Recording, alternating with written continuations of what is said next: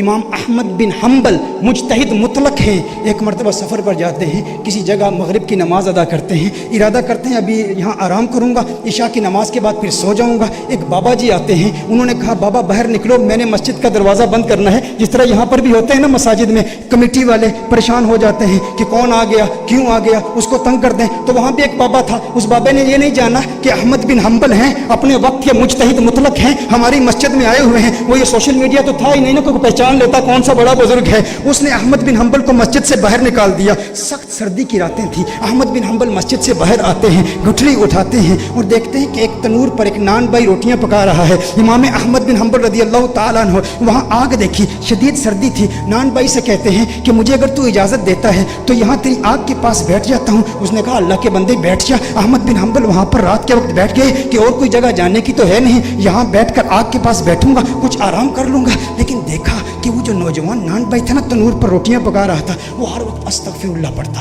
استغفر اللہ پڑھتا، تنور سے روٹی نکالتا استغفر اللہ، روٹی پکاتا استغفر اللہ، تنور میں روٹی ڈالتا استغفر اللہ۔ امام احمد بن حنبل اسے دیکھ رہے ہیں اور بڑی محبت بڑی نگاہوں سے دیکھ رہے ہیں، مسکرا رہے ہیں۔ کہا بابا جی مسکرا کیوں رہے ہو؟ کہا تیری یہ استغفار پڑھنے کی ادا بہت پسند آئی۔ کہا میں استغفار اس لیے پڑھتا ہوں کہ اس استغفار نے مجھے مستجاب الدعوات بنا دیا ہے، جو دعا کرتا ہوں اللہ قبول کرتا ہے، میری دعا کوئی اللہ کی بارگاہ سے رد نہیں ہوتی۔ کہا یہ تو بہت بڑی ولایت کا دعویٰ ہے نوجوان ہے نان بھائی، تو ولایت کا دعویٰ کر رہا ہے کہ تیری ہر دعا اللہ کی بارگاہ میں قبول ہوتی ہے، کوئی دعا رد نہیں ہوتی۔ کہا کوئی دعا رد نہیں ہوتی۔ کہا آج استغفار کیوں پڑھ رہا ہے؟ کہا بابا جی کیا بتاؤں، آج میری یہاں ڈیوٹی لگی ہے، میں نے سنا ایک مجتہد مطلق ہمارے علاقے میں آیا ہوا ہے، بہت بڑا بزرگ ہے، آج میری یہ تمنا ہے استغفار پڑھتا رہوں گا، اس کی زیارت کروں گا، لیکن میرا مالک مجھے جاننے کی اجازت نہیں دے رہا۔ کہا کون ہے وہ بزرگ، کون ہے وہ عالم جس کی تو زیارت کرنا چاہتا ہے اور جس کی زیارت کا تمنائی بنے ہوئے تو استغفار پڑھ رہا ہے؟ کہا جانتے نہیں، احمد بن حنبل ہمارے شہر میں آیا ہوا ہے، میرے دل میں بھی خواہش ہے